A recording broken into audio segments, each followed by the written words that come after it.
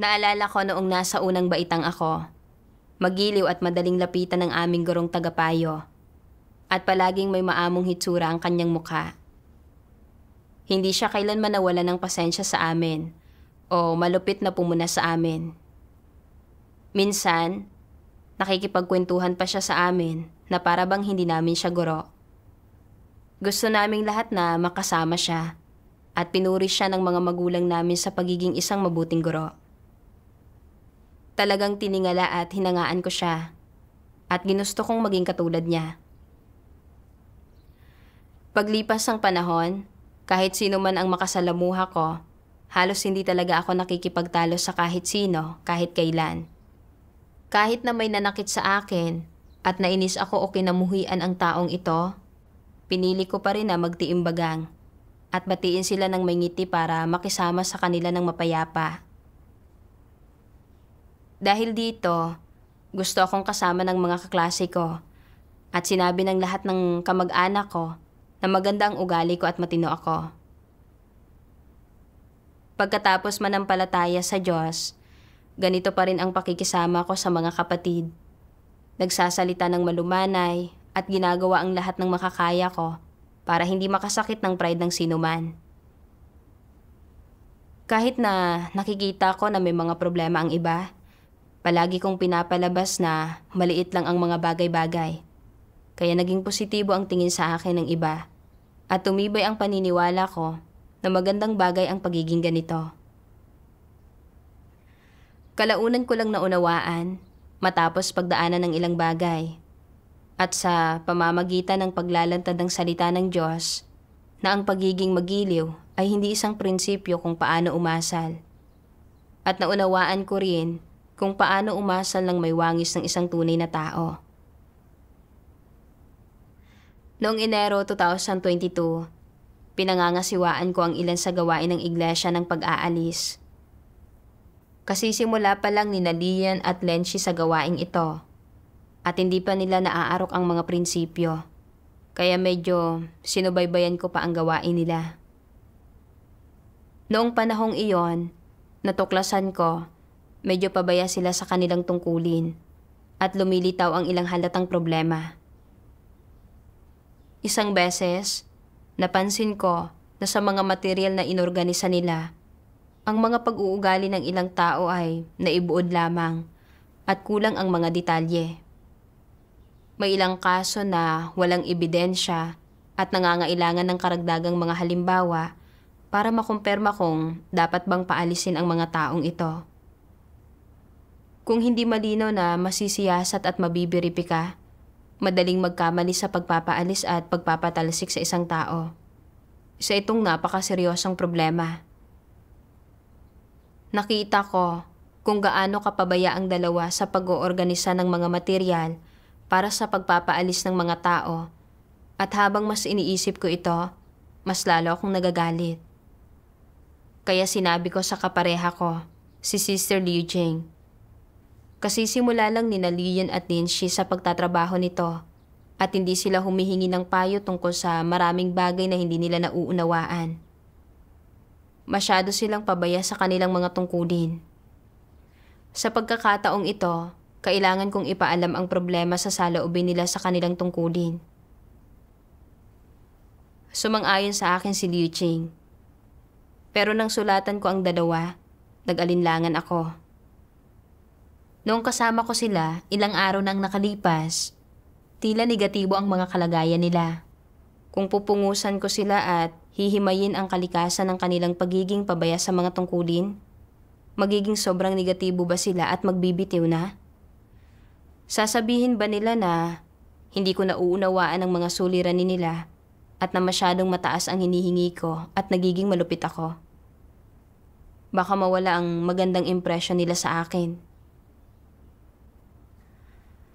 Para maprotektahan ang sarili kong imahe, ipinaalam ko lang ang mga paglihis na idinulot nila at wala akong sinabi para ilantad ang mga tiwaling disposisyon nila. Ipinahayag ko pa nga ito ng may kasamang mga pakonsuelo at panghihikayat, gaya ng panghihimok sa kanila na tingnan ng tama ang kanilang mga pagkukulang at kahinaan. at hindi mamuhay sa pagkanegatibo at maling pagkaunawa. Nang mabasa ni Liu Jing ang sulat ko, sinabi niya, "Hindi ba't plano mong talakayin ang kalikasan ng pagiging pabaya nila sa kanilang mga tungkulin? Bakit masyado kang paligoy-ligoy? Sa tingin mo ba, matutukoy nila ang kanilang problema kung ganito mo sila kakausapin?" Nang marinig ko ang sinabi ni Liu Jing, napagtanto ko na walang makukuhang anumang resulta ang pagpapaligoy-ligoy ko ng ganito. Pero natatakot akong mag-iwan ng masamang impression sa kanila. Kaya nakahanap ako ng dahilan para iwasan ang usapin. Noong Pebrero, pumunta ako sa grupo nila para pag-usapan ang gawain.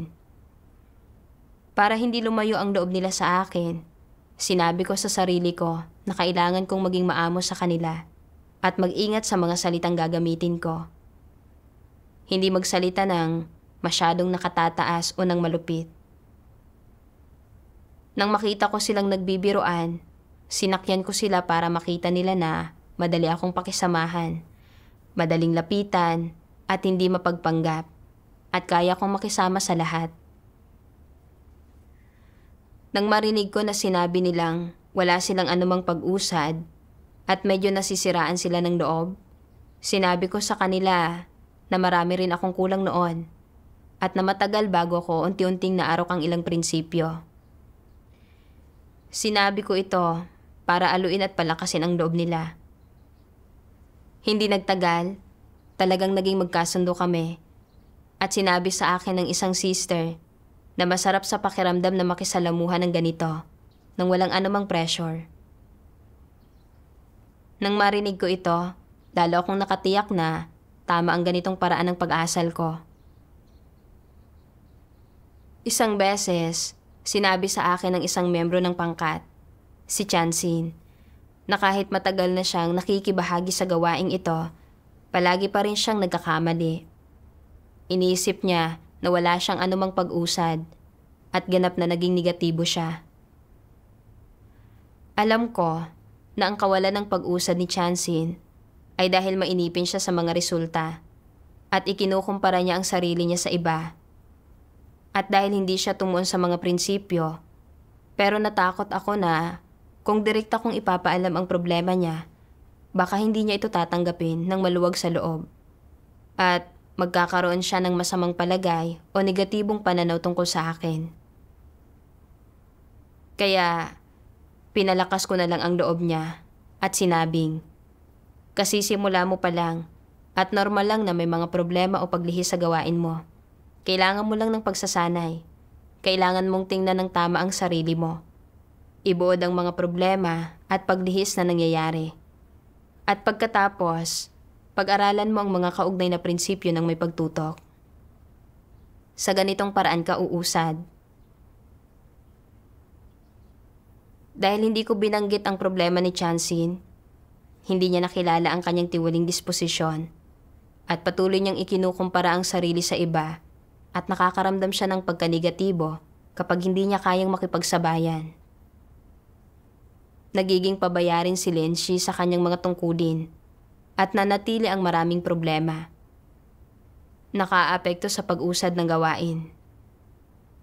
Alam ko na napakapabaya ni Lenshi sa kanyang mga tungkulin at na dapat sana ay pinungusan at inilantad ko siya. Pero natakot ako na magkaroon siya ng masamang impression sa akin at na hindi na niya ako susuportahan o tatangkilikin. Kaya pahapyaw ko lang binanggit ang mga issue niya. Ipinapahiwatig na ang kawalan niya ng pag-usad ay maaaring dahil lang sa mga maling layunin sa kanyang tungkulin. Dahil pinalabas kong maliit na issue lang ito, hindi isinapuso ni Lenshi ang alinman sa mga sinabi ko. Hindi niya binago ang kanyang pabayang saloobin at madalas na kailangang ulitin ang gawain niya. Dahil iniisip ko lang kung paano protektahan ang mga ugnayan ko, tinatalakay ko lang ng pahapyaw ang tungkol sa mga isyong nakita ko. Hindi ito nagbunga ng anumang resulta at naaantala nito ang gawain. Pero hindi ko pinagnilayan o kinilala ang sarili ko. Sa isang pagtitipon, nagbahaginan kami tungkol sa mga salita ng Diyos na naglalantad kung paano kinukuha ng mga antikristo ang loob ng mga tao. Nagkataon na nabasa ko ang isang sipin na direktang tumutukoy sa kalagayan ko. Sa wakas, nagkamit ako ng kaunting kaalaman sa pag-uugali ko.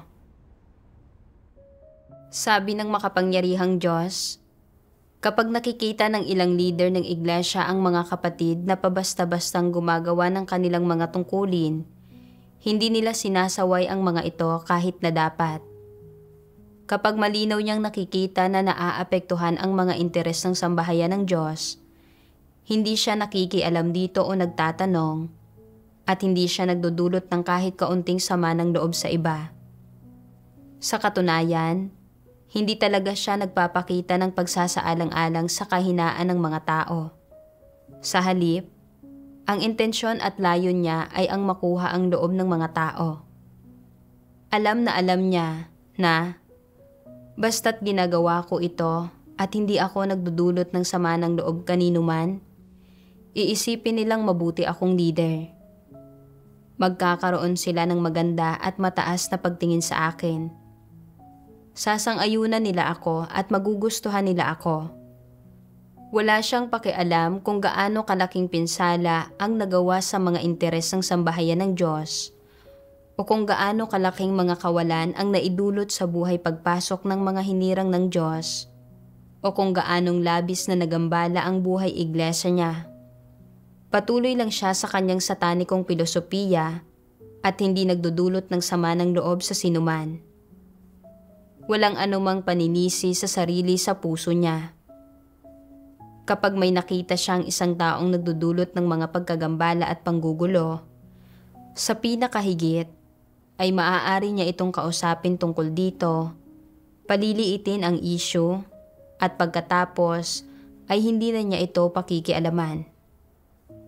Hindi siya magbabahagi tungkol sa katotohanan o tutukuyin ang diwa ng problema sa taong iyon, lalong hindi niya hihimayin ang kalagayan niyon. At hindi siya kailanman magbabahagi tungkol sa kung ano ang mga layunin ng Diyos. Hindi kailanman inilalantad o hinihimay ng mga huwad na leader ang mga pagkakamaling kadalasang ginagawa ng mga tao o ang mga tiwaling disposisyong madalas ibinubunyag ng mga ito.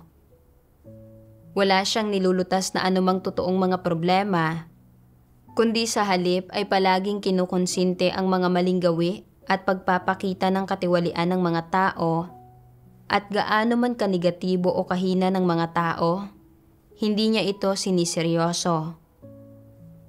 Nangangaral lang siya ng ilang salita at doktrina at nagsasabi ng ilang salita ng panghihikayat para harapin ang sitwasyon sa isang pabasta-bastang paraan. Sinusubukang panatilihin ang pagkakasundo. Dahil dito, hindi alam ng mga hinirang ng Diyos kung paano pagnilayan at kilalanin ang kanilang sarili. Walang solusyon sa anumang ibinubunyag nilang mga tiwaling disposisyon at namumuhay sila sa gitna ng mga salita at doktrina, kuro-kuro at imahinasyon nang walang anumang buhay pagpasok. Naniniwala pa sila sa kanilang puso na mas malawak pa nga ang pangunawa ng aming leader sa mga kahinaan namin kaysa sa Diyos.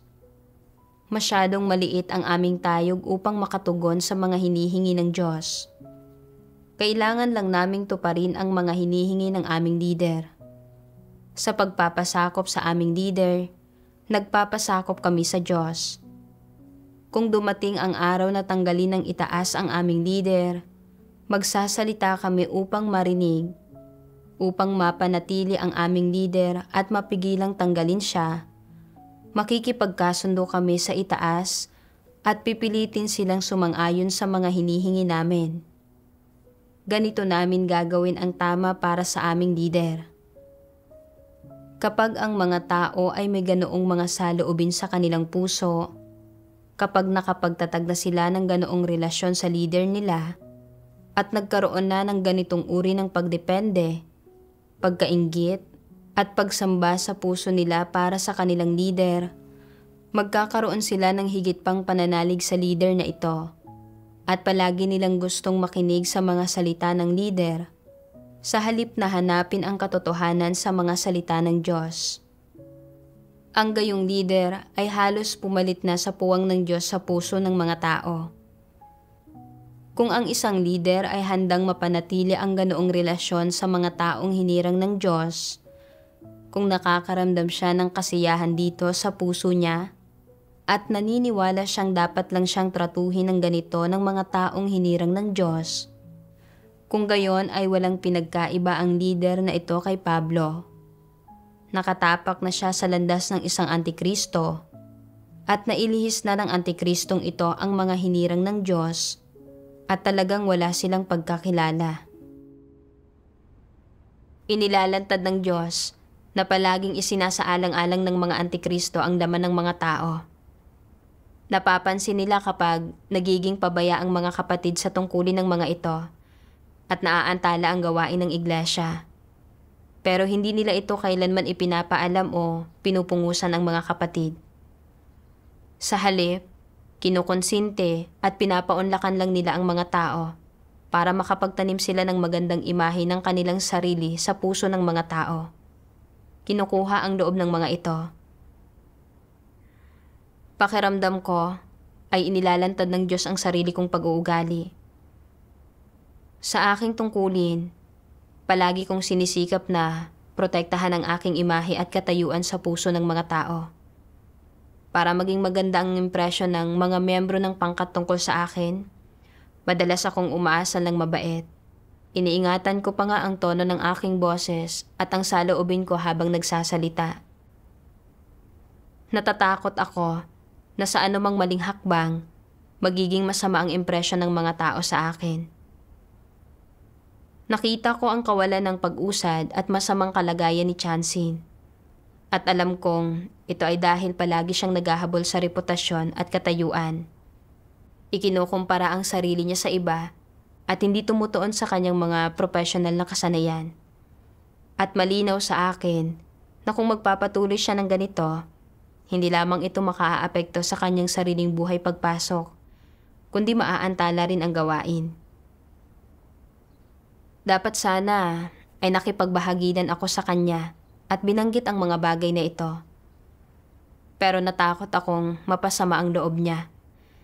Kaya ang tanging ginawa ko ay aluin, palakasin ang loob at hikayatin siya. Hindi matukoy ni Chansin ang sarili niyang mga problema at namuhay siya sa isang negatibong kalagayan.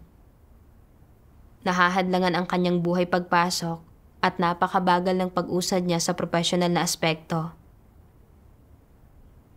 Alam na alam ko rin na nagiging pabaya si Lenshi sa kanyang mga tungkulin at na malinaw na kailangan kong ipaalam ang kanyang mga isyo at magbahagi tungkol sa diwa ng mga ito para tulungan siyang magnilay at maunawaan ang mga usapin. Pero natakot ako na kung direkta kong ipapaalam ang mga problema niya, baka maging negatibo ang tingin niya sa akin. Kaya, bahagya ko lang binanggit ang mga problema. Hindi ito nakatulong sa paglutas ng mga ito. Nang mapagtanto ko ito, naunawaan ko sa wakas na ang asal ko ay tulad sa isang antikristo na sinusubukang kuhanin ang loob ng mga tao. Para makuha ang pagsang-ayon at suporta ng mga membro ng grupo, palagi ko silang pinauunlakan at iniiwasan kong ipaalam ang mga problema o makipagbahaginan para lutasin ang mga ito. Bukod sa naantala ko ang buhay pagpasok ng mga kapatid ko, naantala ko rin ang gawain ng iglesia. Sobra akong naging makasarili at kasuklam-suklam. Kalaunan, nagtapat ako sa mga membro ng pangkat tungkol sa kung paano ko sinusubukang makuha ang loob ng mga tao. Sinabi ng isa sa kanila, noong huli, nang magkaroon ng mga paglihis ang gawain natin, hindi mo kami pinungusan. At sa halip, pinadalhan mo lang kami ng isang sulat para palakasin ang loob namin at hikayatin kami. Sinabi pa nga ng isang sister, tingnan ninyo, sinusubukan na naman niya tayong aluin. Mas lalo akong nakonsensya nang marinig ko ang sinabi niya. Kapag pinapaalis ng iglesia ang isang tao, dapat silang seryosong suriin alinsunod sa mga katotohanang prinsipyo. Walang puwang para sa anumang kapabayaan o pagiging pabasta-basta. Kung hindi natin ito siseryosohin o susuriin ang mga usapin ayon sa mga prinsipyo, madali itong hahantong sa mga maling akusasyon at mapipinsala ang mga kapatid. Naging malinaw sa akin na nagiging pabaya sila sa kanilang mga tungkulin at halos nakakagulo sa gawain ng iglesia. Pero dahil natatakot akong mapasama ang loob nila, hindi ako nagbigay ng patnubay o tulong. At tuluyan kong binaliwala kung naaapektuhan ba ang gawain ng iglesia. Ang pag-uugali ko ay paglaban sa Diyos. Natakot ako sa pagkatanto kong ito at ginusto kong bumawi sa lalong madaling panahon. Kalaunan, nabasa ko ang isang sipi ng salita ng Diyos. Kapag nakikipag-ugnayan ka sa iba, kailangan mo munang ipakita sa kanila ang iyong tunay na puso at ang iyong sinseridad. Kung, habang nagsasalita at nakikipagtulungan at nakikipag-ugnayan sa iba, ang mga salita ng isang tao ay pabasta-basta, mabulaklak, kaaya-aya ngunit mababaw, pambobola, hindi responsable, at kathang isip, o kung nagsasalita lamang siya upang makakuha ng pabor sa iba, ang kanyang mga salita ay walang anumang kredibilidad at hindi siya tapat ni bahagya. Ito ang paraan niya ng pakikipag-ugnayan sa ibang tao, maging sino man ang mga ibang taong iyon. Ang gayong tao ay walang matapat na puso. Hindi ito isang matapat na tao. Sabihin nating nasa isang negatibong kalagayan ang isang tao at taos-puso niyang sinasabi sa iyo. Sabihin mo sa akin kung bakit ako napaka-negatibo. Hindi ko talaga ito maunawaan. At ipagpalagay ng sa katunayan, nauunawaan mo sa iyong puso ang kanyang problema, pero hindi mo sinabi sa kanya. Sa halip ay sinabi mong, wala iyan, hindi ka naman negatibo, ganyan din ako. Ang mga salitang ito ay malaking pampalubag loob sa taong iyon, ngunit hindi sinsero ang iyong saloobin. Nagiging pabasta-basta ka sa kanya. Kaya, para mas maging komportable at magaan ang loob niya, umiwas ka sa pagsasalita ng matapat sa kanya. Hindi ka taos na tumutulong sa kanya at diretsahang inihahayag ang kanyang problema para maalis niya ang pagiging negatibo. Hindi mo nagawa ang nararapat gawin ng isang matapat na tao. Para lamang maalo siya at para matiyak na walang pagkakalayo o hindi pagkakasundo sa pagitan ninyo, naging pabasta-basta ka na lang sa kanya. At hindi ito ang pagiging isang matapat na tao. Kaya, upang maging isang matapat na tao, ano ang dapat mong gawin kapag nahaharap ka sa ganitong uri ng sitwasyon?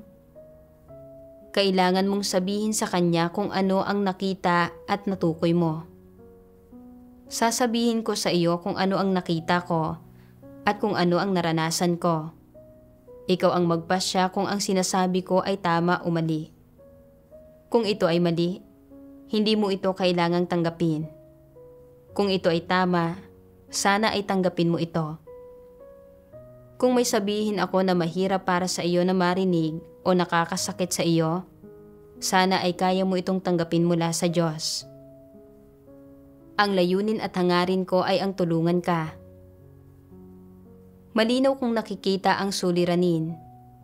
Dahil pakiramdam mo ay napahiya ka, walang nagpapadama sa iyo na importante ka, at sa tingin mo ay mababa ang tingin ng lahat sa iyo, na inaatake ka, at hindi ka pa kailanman ginawa ng mali ng ganito kalaki, hindi mo ito matanggap at nagiging negatibo ka. Ano sa tingin mo? Ito ba talaga ang nangyayari? At pagkarinig nito, madarama nila na ito nga talaga ang nangyayari. Ito talaga ang nasa puso mo. Pero kung hindi ka matapat na tao, hindi mo ito sasabihin. Ang sasabihin mo, madalas din akong maging negatibo.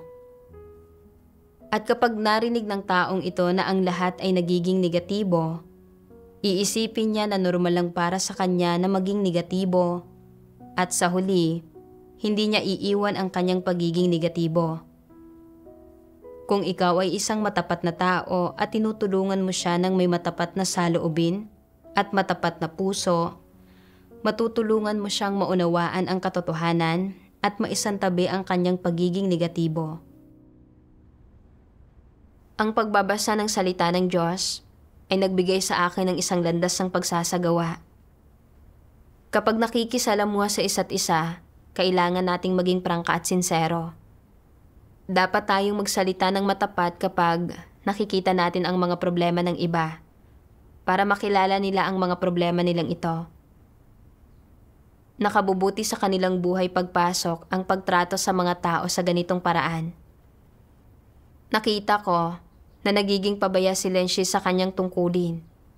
Pero nagpatuloy ako sa pagbibigay sa kanya ng mga hindi sinserong salita ng pang-alo at panghihikayat para makuha ang pagsang-ayon niya. Nakapipinsala ito sa kanya at isa itong pandilin lang. Bagamat mapapahiya siya saglit kung direkta kong ipapaalam ang problema niya, makatutulong ito sa kanya para makapagnilay at makapuprotekta rin sa gawain ng iglesia. Nang mapagtanto ko ito, pinuntahan ko si Lenshi at nakipagbahaginan ako sa kanya gamit ang ilang salita ng Diyos na naglalantad sa diwa at mga kahihinatnan ng pagiging pabaya ng mga tao. Inamin ni Lenshi kung gaano siya naging pabaya, na wala siyang ingat at hindi siya maprinsipyo sa kanyang mga tungkulin. Nang maglaon, nakita ko na sadyang nagsisikap si Lenshi na baguhin ang mga bagay-bagay. Mas maprinsipyo at responsable na siya sa kanyang mga tungkulin kaysa dati at malinaw siyang umuusad. Nang makita ko ang kinalabasang ito, nakaramdam ako ng matinding hiya. Palagi kong pinananatili ang isang imahe ng pagiging mabait sa mga mata ng mga tao. Binibigyan lang sila ng mabababaw na pahayag at walang ginawa na makabubuti sa kanila. Kung mas maaga ko lang sanang ipinaalam ang mga problema ni Lenshi, mas maaga rin sana niyang nagawang baguhin ang mga bagay-bagay at nakabuti sana ito sa pag-usad ng gawain. Nalaman ko kalaunan na nasa masamang kalagayan si Chansin. Napakiramdam niya ay wala siyang kakayahan at mga abilidad sa gawain at na mas mababa siya kaysa sa mga kagrupo niya. May impression din siya na minamaliit ko siya kaya namumuhay siya sa pagkanegatibo at gusto niyang magbitiw. Pinuntahan ko siya at nagtapat ako sa pagbabahaginan. Sinabi ko sa kanya na masyado niyang pinahahalagahan ang reputasyon at katayuan. At ginamit ko ang salita ng Diyos para makipagbahaginan sa kanya tungkol sa diwa at mga kahihinatnan ng paghahangad ng reputasyon at katayuan at pagsuko sa kanyang tungkulin. Pagkatapos ng aming pagbabahaginan, naunawaan na ni Chansey ng kaunti ang kanyang sarili at medyo bumuti ang kalagayan niya. Masayang-masaya ako at naunawaan ko na kung kikilos at aasa lang isang tao ayon sa salita ng Diyos, magiging payapa ang puso niya at maaari siyang magkaroon ng mga normal na ugnayan sa iba. Kalaunan, nagbasa pa ako ng salita ng Diyos at nagsimulang maunawaan ang tunay na diwa sa likod ng mga tradisyonal na kaugalian sa kultura na pagiging mabait at madaling lapitan. Sabi ng makapangyarihang Diyos, ang diwa sa likod ng magandang pag-uugali tulad ng pagiging madaling lapitan at magiliw ay mailalarawan sa isang salita, pagpapanggap. Ang gayong magandang pag-uugali ay hindi nagmumula sa mga salita ng Diyos, ni resulta ng pagsasagawa ng katotohanan o pagkilos ayon sa prinsipyo. Saan ito nagmumula? Nagmumula ito sa mga motibo at pakana ng mga tao mula sa kanilang pagpapanggap, pagkukunwari, pagiging mapanlinlang. Sa kabuuan, ang lahat ng pahayag tungkol sa mabuting pag-uugali ay isang paraan lang upang ipresenta ng maganda ang panlabas na pag-uugali at imahe ng tao. Ang ipresenta ng maganda ay pinagandang pananalita. Sa mas tumpak na pananalita, ang totoo ay isa itong uri ng pagbabalat kayo, isang paraan ng pagkukunwari para lansihin ang iba na magkaroon ng positibong pagtingin tungkol sa isang tao upang lansihin silang magkaroon ng mga positibong pagsusuri sa kanya, upang lansihin silang igalang siya, samantalang ang madilim na bahagi ng puso ng isang tao, ang kanyang mga tiwaling disposisyon at ang kanyang tunay na mukha ay pawang nakatago at nakakubli. Maaari din nating ipaliwanag ito ng ganito. Ang nakatago sa ilalim ng sinag ng mabubuting pag-uugaling ito ay ang mga tiwaling tunay na mukha ng bawat miyembro ng tiwaling sangkatauhan. Ang nakatago ay ang bawat miyembro ng masamang sangkatauhan na may mapagmataas na disposisyon, mapanlinlang na disposisyon, malupit na disposisyon, at disposisyon ng pagiging tutol sa katotohanan. Hindi mahalaga kung ang panlabas na pag-uugali ng isang tao ay may pinag-aralan at matino, o malumanay at pino, o kung siya man ay magiliw, madaling lapitan, mapagpitagan sa matatanda, at maalaga sa mga bata, o anuman. Alinman sa mga ito ang ipinapakita niya, panlabas na pag-uugali lang ito na nakikita ng iba. Hindi siya nito maaakay tungo sa mabuting pag-uugali hanggang sa pagkakilala sa kanyang kalikasang diwa. Bagamat magandang tingnan ang tao na may panlabas na pag-uugali ng pagiging may pinag-aralan at matino, malumanay at pino, madaling lapitan, at magiliw, kaya ang buong mundo ay maganda ang impresyon sa kanya, hindi maitatangging talagang umiiral ang mga tiwaling disposisyon ng tao sa likod ng mabubuting pag-uugaling ito. Ang pagiging tutol ng tao sa katotohanan, ang kanyang paglaban at pagre-rebelde sa Diyos, ang kanyang kalikasang diwa ng pagiging tutol sa mga salitang sinasabi ng lumikha, at ng paglaban sa lumikha, tunay na umiiral ang mga ito roon. Walang hindi totoo roon. Gaano man kahusay magpanggap ang isang tao, gaano man kapresentable o kaangkop ang kanyang mga pag-uugali, gaano man kabuti o kaganda niya pagmukhain ang kanyang sarili, o gaano man siya kamapanlinlang, hindi maikakaila na ang bawat tiwaling tao ay puno ng satanikong disposisyon. Sa likod ng maskara ng panlabas na pag-uugaling ito, lumalaban at naghihimagsik pa rin siya sa Diyos, lumalaban at naghihimagsik sa lumikha. Siyempre, gamit ang mabubuting pag-uugaling ito bilang pantabing at pangkubli, naglalabas ang sangkatauhan ng mga tiwaling disposisyon sa bawat araw, oras at sandali, sa bawat minuto at segundo, sa bawat kaganapan, kung kailan namumuhay sila sa gitna ng mga tiwaling disposisyon at kasalanan. Isa itong hindi maitatangging katunayan. Sa kabila ng mga presentabling pag-uugali, kasiyasiyang salita, at tuwad na panlabas ng tao, hindi man lang nabawasan ang kanyang tiwaling disposisyon, ni hindi man lang ito nagbago dahil sa mga panlabas niyang pag-uugaling iyon. Sa kabaligtaran, dahil nakukubli siya ng mga panlabas na mabubuting pag-uugaling ito, kaya palaging lumalabas ang kanyang tiwaling disposisyon at hindi siya kailanman tumitigil sa paghakbang tungo sa paggawa ng masama at paglaban sa Diyos.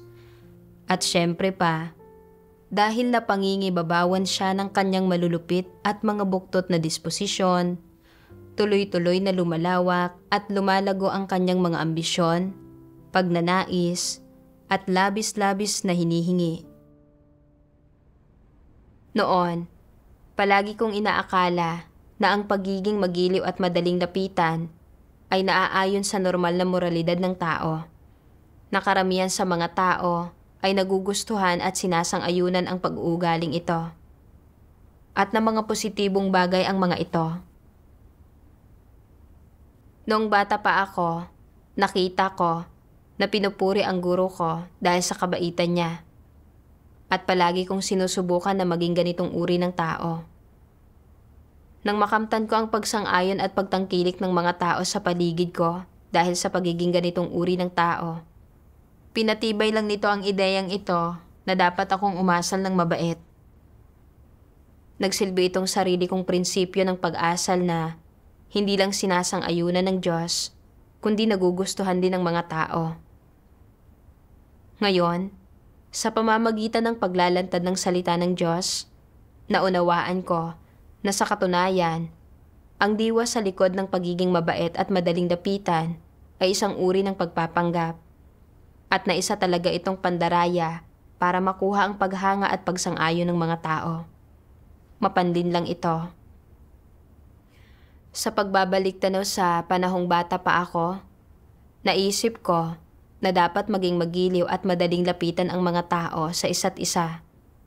At dahil lubos na naimpluwensya ng ideyang ito, hindi ako kailanman nakipagtalo sa iba.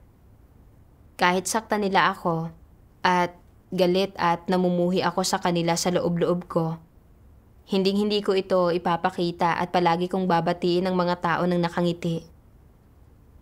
Sa totoo lang, ginawa ko ang mga kompromisong ito para lang makamit ang pagsang-ayon ng mga tao. Mapagpaimbabaw ako at namumuhay sa isang kasinungalingan.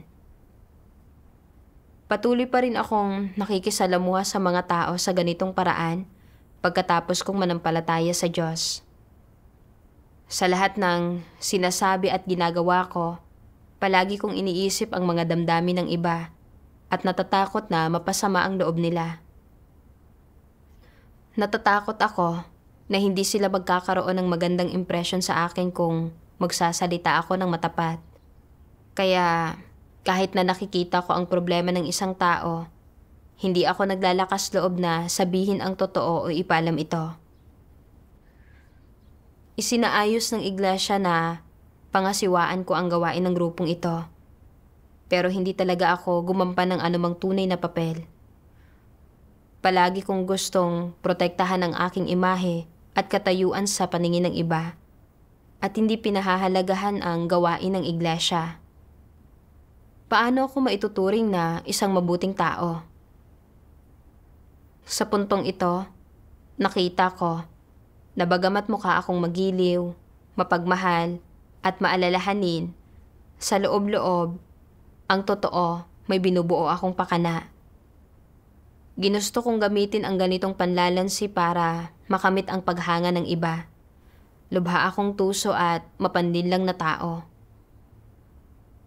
Pinaniniwalaan ko noon na ang mga taong magiliw ay mabubuting tao, na mayroon silang magagandang ugnayan sa iba, na nagugustuhan sila at na sinasang-ayunan sila ng Diyos. Pero ngayon, nakikita ko na ang magigiliw na tao ay magaling lang magpanggap, at na ang pagiging magiliw ay hindi isang prinsipyo ng pag-asal. Sa pamumuhay sa ganitong tradisyonal na kultural na ideya, mas lalo lang nagiging makasarili, kasuklam-suklam, tuso, at mapanlin lang ang mga tao. At ang paggawa nito ay sumasalungat sa katotohanan, isang paggawa ng kasamaan at lumalaban sa Diyos. Kalaunan, nabasa ko ang 2 sipi ng salita ng Diyos at naunawaan ko kung ano ang mabuting pagkatao at natutunan ko ang mga prinsipyo ng pag-asal. Sabi ng makapangyarihang Diyos, kailangang may pamantayan para sa pagkakaroon ng mabuting pagkatao.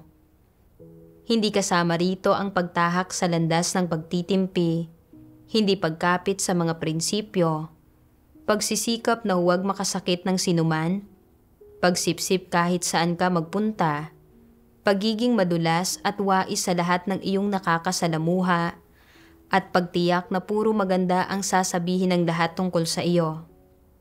Hindi ito ang pamantayan. Ano kung gayon ang pamantayan? Ito ay ang magawang magpasakop sa Diyos at sa katotohanan. Ito ay ang pagharap sa tungkulin at sa iba't ibang uri ng tao, pangyayari, at mga bagay nang may mga prinsipyo at pagpapahalaga sa responsibilidad. Ito ay malinaw na nakikita ng lahat. Ang lahat ay maliwanag tungkol dito sa kanilang puso. Ang dapat pagsumikapan ng mga tao na makamtan ng husto ay ang gawin nilang batayan ang mga salita ng Diyos at gawing pamantayan ang katotohanan. Saka lamang sila makakapamuhay sa liwanag at makakapagsabuhay sa wangis ng isang normal na tao. Kung nais mong mabuhay sa liwanag, dapat kang kumilos ayon sa katotohanan. Dapat kang maging isang matapat na tao na nagsasabi ng matatapat na salita at gumagawa ng matatapat na bagay. Ang saligan ay ang magkaroon ng mga katotohanang prinsipyo sa pag-asal ng isang tao. Kapag nawala sa mga tao ang mga katotohanang prinsipyo at nagtuon lamang sila sa magandang pag-uugali, hindi maiiwasang magdulot ito ng pagkukunwari at pagpapanggap. Kung walang prinsipyo sa pag-asal ng mga tao, gaano man kaganda ang kanilang asal, mga mapagpaimbabaw sila. Maaari nilang malihis sandali ang iba, ngunit hindi sila magiging katiwa-tiwala. Kapag kumilos at umasal ang mga tao ayon sa mga salita ng Diyos, saka lamang sila magkakaroon ng tunay na pundasyon. Kung hindi sila umaasal ayon sa mga salita ng Diyos at tumutuon lamang sila sa pagpapanggap na kumikilos sila ng maayos, magiging mabubuting tao ba sila dahil dito? Talagang hindi. Ang magagandang doktrina at pag-uugali ay hindi mababago ang mga tiwaling disposisyon ng tao at hindi mababago ng mga ito ang kanyang diwa. Tanging ang katotohanan at mga salita ng Diyos ang maaaring magpabago sa mga tiwaling disposisyon, kaisipan, at opinyon ng mga tao at maaaring maging buhay nila. Kung gayon, ano ang mga hinihingi at pamantayan ng Diyos para sa pananalita at pagkilos ng mga tao? Na dapat nakapagpapabuti ito sa mga tao. Tama iyan. Ang pinakamahalaga, dapat sabihin mo ang totoo, magsalita ka ng matapat, at maging kapaki-pakinabang sa iba. Sa pinakamababa, ang pananalita mo ay dapat nakakapagpatibay sa mga tao at hindi niloloko, inililigaw, pinagtatawanan, tinutudyo, nililibak, tinutuya, nililimitahan sila, inilalantad ang mga kahinaan nila o sinasaktan sila. Ito ang pagpapahayag ng normal na pagkatao. Ito ang kabutihan ng pagkatao. Sinabi ba sa iyo ng Diyos kung gaano kakalakas dapat magsalita? Hiningi ba niya na gumamit ka ng pamantayang wika? Hiningi ba niya na gumamit ka ng mabulaklak na retorika o ng isang matayog at pinong estilo ng lingwistika? Wala ni katiting sa anumang mababaw, mapagpaimbabaw, huwad, at hindi totoong kapaki-pakinabang na mga bagay na iyon. Ang hinihingi ng Diyos ay pawang mga bagay na dapat taglay ng normal na mga tao, mga pamantayan at prinsipyo para sa wika at pag-uugali ng tao. Hindi mahalaga kung saan ipinanganak ang isang tao o kung anong wika ang kanyang sinasalita. Ano't anuman, ang mga salitang sinasabi mo, ang estilo ng pagkakasabi at nilalaman ng mga ito, ay dapat na nakapagpapatibay sa iba. Ano ang ibig sabihin na dapat nakapagpapatibay ang mga ito? Ibig sabihin, kapag narinig ng ibang tao ang mga ito, madarama nila na totoo ang mga ito at makakukuha sila ng pagtustos at tulong mula sa mga ito at mauunawaan nila ang katotohanan at hindi na sila malilito o madaling malilihis ng iba. Kaya, hinihingi ng Diyos na sabihin ng mga tao ang totoo. Sabihin ang iniisip nila at hindi niloloko, inililigaw, pinagtatawanan, tinutudyo, nililibak, tinutuya, nililimitahan ang iba o inilalantad ang mga kahinaan nila o sinasaktan sila. Hindi ba't mga prinsipyo ng pananalita ang mga ito? Ano ang ibig sabihin ng hindi dapat ilantad ng isang tao ang mga kahinaan ng mga tao? Ang ibig sabihin nito ay huwag dungisan ang ibang mga tao. Huwag kumapit sa kanilang nakaraang mga pagkakamali o pagkukulang para husgahan o kondinahin sila. Ito ang pinakamaliit na bagay na dapat mong gawin. Sa positibong panig, paano ipinapahayag ang nakapagpapabuti na pananalita? Ito ay pangunahing nagpapalakas loob, nagbibigay direksyon, gumagabay, nanghihikayat, umuunawa, at nagpapanatag.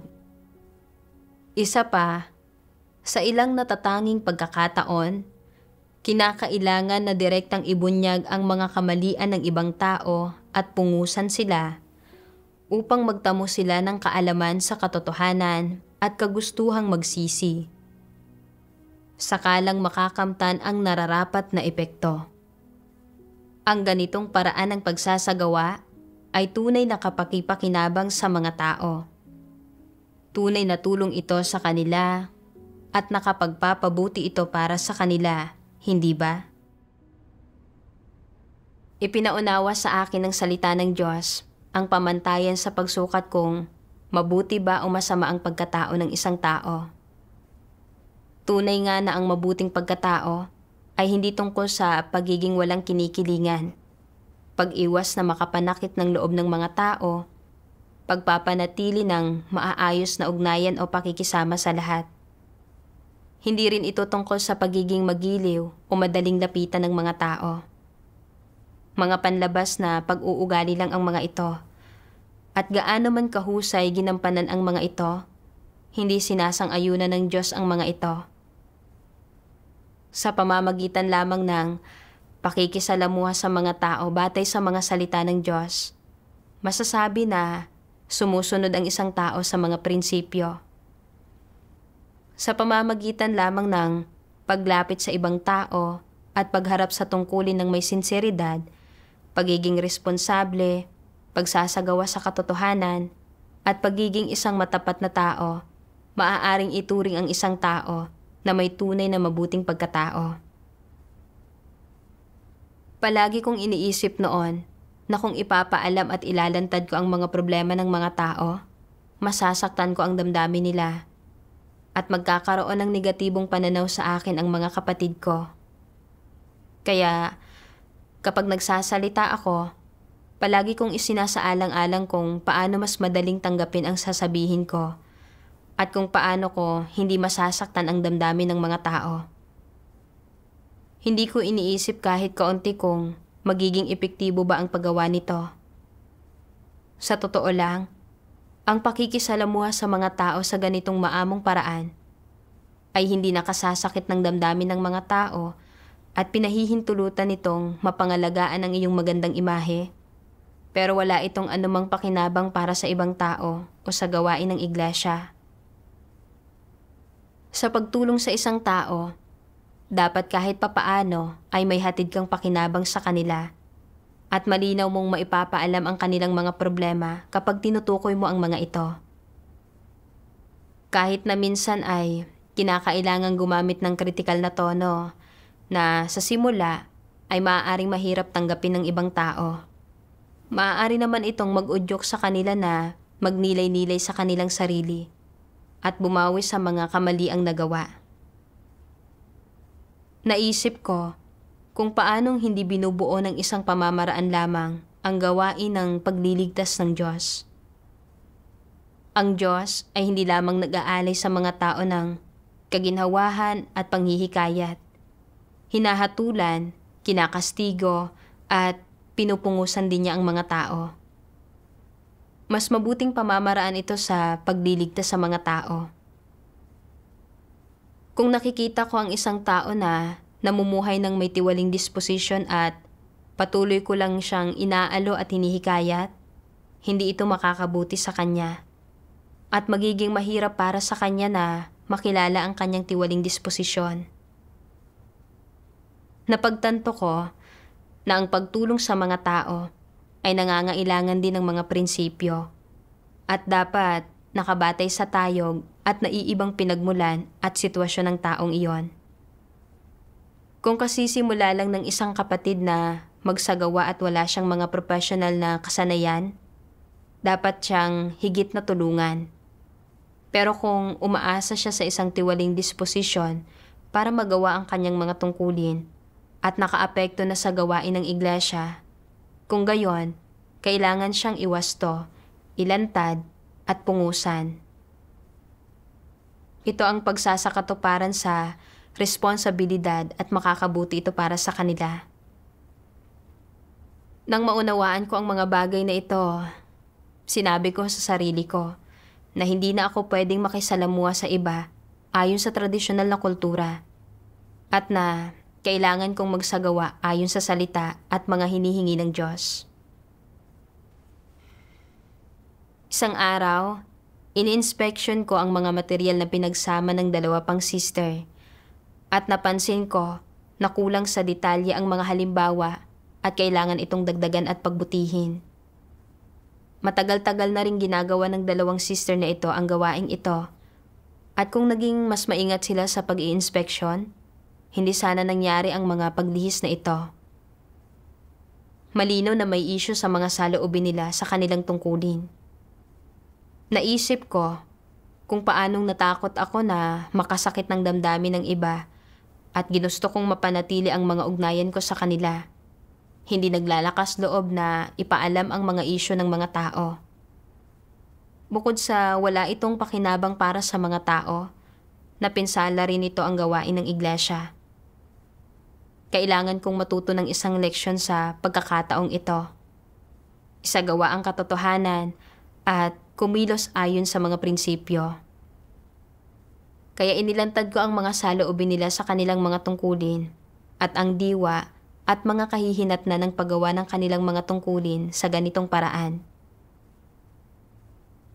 Kalaunan, sinabi sa akin ng isa sa mga sister na bagamat hindi niya matanggap na mapungusan siya noong una at pakiramdam niya ay masyado akong naging malupit.